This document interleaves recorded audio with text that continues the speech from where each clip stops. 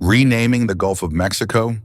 It sounds absurd, but that's exactly what President-elect Donald Trump is proposing. Today we're diving into how a simple name change could spark an international incident. Wait, what? The Gulf of Mexico? But that's been its name for centuries. What's Trump's reasoning behind this seemingly out-of-the-blue suggestion? Well, according to Trump, the U.S. does the most work on the Gulf, and he insists that the body of water should bear America's name because it's ours. It's a bold claim, to say the least, and one that's not sitting well with our neighbors to the south. That's quite a statement. But isn't the Gulf shared by multiple countries? I mean, it's called the Gulf of Mexico for a reason, right? Absolutely. The Gulf of Mexico is bordered by the United States, Mexico, and Cuba. It's been a shared body of water for over 400 years, serving as a crucial center for economic activities like fishing, electricity generation, and shipping. In fact, the Gulf generates about $234 billion in economic activity annually. Wow, that's a significant amount. So how does Trump propose to make this name change happen? It can't be as simple as just declaring it, can it? Well, that's the thing. He doesn't provide any technical details.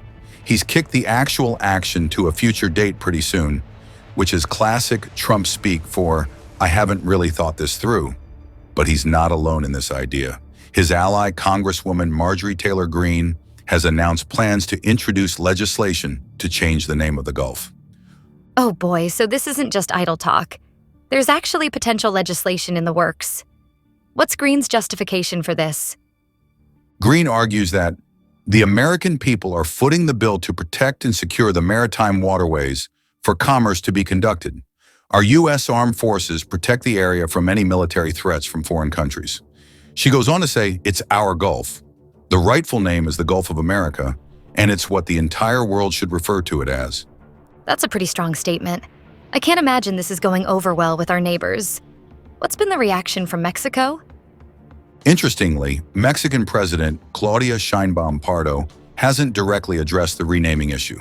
However, she has responded to some of Trump's other recent statements, particularly his threats to impose tariffs on Mexico if they don't meet his demands for stopping illegal immigration and curbing drug trafficking. Tariffs? Oh no, not this again. What's that about? Yeah, it's like deja vu all over again. Trump has proposed imposing tariffs on both Mexico and Canada if they don't meet his demands. He claims that America's neighbors are responsible for significant amounts of drug and illegal immigrant crossings. It's part of a broader pattern of aggressive rhetoric towards Mexico that we've seen from Trump. That's a pretty serious accusation. Did he provide any evidence to back up these claims? It seems like a complex issue to boil down to just blaming our neighbors. You're right on the money there. Trump didn't offer any specific data or evidence to support his statements. In fact, President Sheinbaum Pardo countered by pointing out that the cartel violence in Mexico and the instability it causes is largely fueled by American demand for illegal drugs and U.S.-made weapons being smuggled into the country. So it sounds like there's a lot more to this story than just renaming a body of water. What are the practical implications of trying to rename an international body of water? Well, it's complicated. The U.S. could theoretically pass legislation requiring a name change within its own borders, but there's nothing that could force other nations to adopt that change. It's worth noting that under the UN Convention on the Law of the Sea, U.S. territorial waters only extend 12 nautical miles from its shores. Beyond that, it's international waters. So even if the U.S. did change the name officially, it wouldn't necessarily mean anything beyond our borders? That seems like it could lead to a lot of confusion. Exactly. And it could potentially strain international relations, especially with Mexico and Cuba. It's not just about the name, it's about the implications of claiming ownership over a shared resource. It's like suddenly deciding to rename your shared driveway without consulting your neighbor. Well, that's exactly what we're talking about here. It seems like this idea is part of a larger pattern of provocative statements from Trump. You mentioned earlier that he's made some pretty bold claims about Mexico. Can you elaborate on that? Sure, Trump has described Mexico as very dangerous and in a lot of trouble, citing drug trafficking and illegal immigration as major issues. He's even gone as far as proposing potential U.S. military incursions into Mexico to engage drug cartels, and has said he would name Mexican drug cartels terrorist organizations. It's a level of rhetoric that goes beyond typical diplomatic discourse. That's some strong language indeed. But isn't the drug issue more complex than just blaming Mexico? I mean, it takes two to tango, right? Absolutely. As we mentioned earlier, most drug trafficking from Mexico is aimed at fulfilling consumer demand from Americans. It's a complex issue that involves both supply and demand, as well as broader socioeconomic factors. Simplifying it to Mexico bad, America good, ignores the nuances of the situation and the role that U.S. drug consumption plays in fueling the trade. It sounds like Trump's statements are oversimplifying some very complicated international issues. Has he made similar comments about other countries in the region? Yes, he has. For instance, he's accused Panama of overcharging U.S. shipping vessels for use of the Panama Canal. It seems to be part of a broader approach of asserting American interests, sometimes at the expense of diplomatic niceties. It's a strategy that might play well to certain domestic audiences, but can create headaches for international relations. This is all fascinating, but I can't help but wonder, how seriously should we take these statements?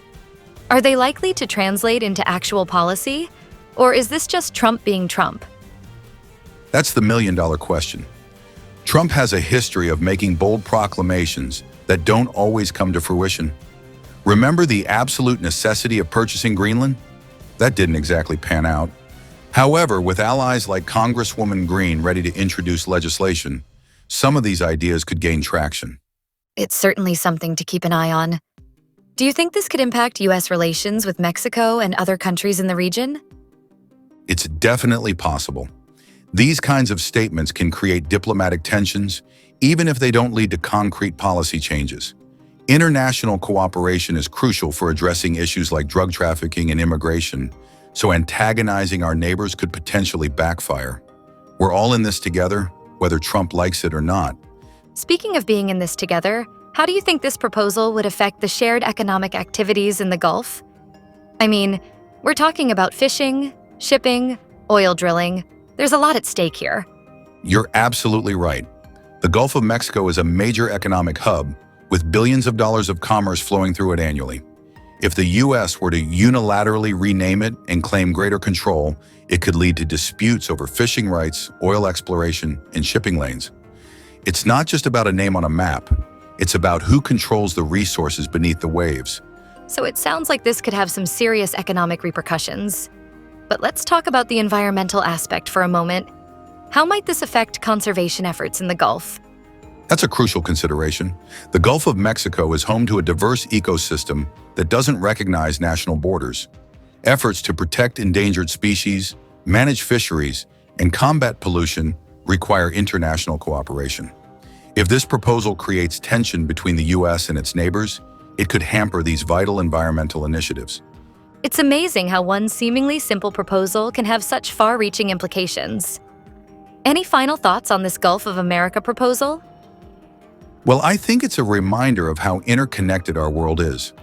What might seem like a simple name change can actually touch on complex issues of history, sovereignty, and international relations. It'll be interesting to see how this plays out and whether it remains a talking point or evolves into something more. Absolutely. It's certainly given us a lot to think about. And to our listeners, we'd love to hear your thoughts on this. Should the Gulf of Mexico be renamed? How do you think it would affect our relationships with neighboring countries? Great questions. And remember, whether it's the Gulf of Mexico or the Gulf of America, it's a reminder of the shared resources and shared responsibilities we have on this planet. It's not just about a name.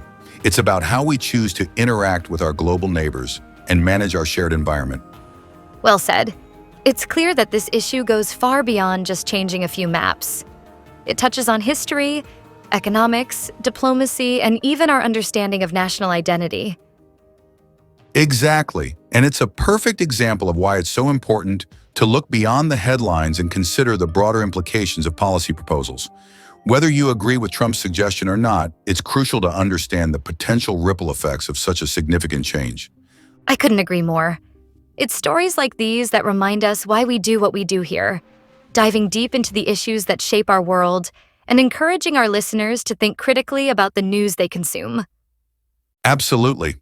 And on that note, we'd like to thank our listeners for tuning in and engaging with these complex issues. Remember, whether it's renaming a Gulf or any other political proposal, it's important to consider all angles and implications before forming an opinion. Until next time, keep listening, keep thinking, and keep questioning. Please subscribe to our channel.